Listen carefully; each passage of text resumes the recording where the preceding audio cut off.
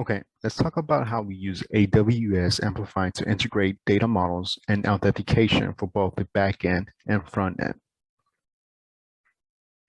On the side of the backend, we have Amplify Studio that displays both the data models and authentication. As you can see, we have some data models such as the data entry and provider that have been deployed.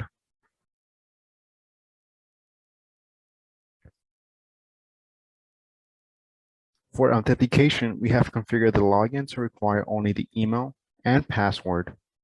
We have also configured the sign up to meet these following requirements: email, name, birthdate, gender, and password. As you can see, Create Authentication has been completed and deployed. Furthermore, a user was able to sign up and be verified as we were testing the application. As you can see, we have the email when it was created and the status.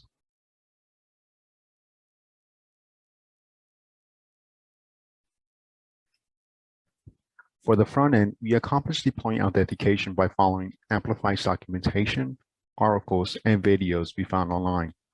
Here are some code snippets that we use to deploy the feature. As you can see, we use this code found on Flutter's documentation on how to register a user. We pretty much follow these steps and implemented it into our code. As it concerns test cases, test number ID 20.1, user logs in and leaves a field blank. 20.2, user logs in and leaves all the fields blank. 23.1, the user does not fill out all required fields.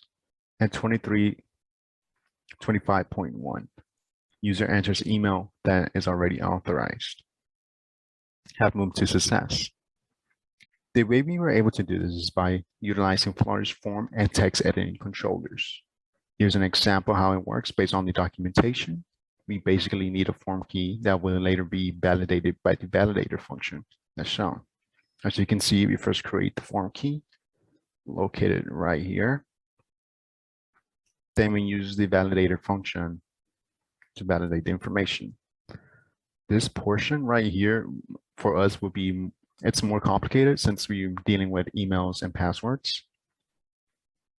Finally, we use the same validate function, but this time on the form key to validate the information.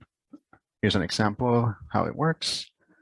If I write something in, it works. But if I fill this blank, if I leave this blank, I get this error message. Please enter some text.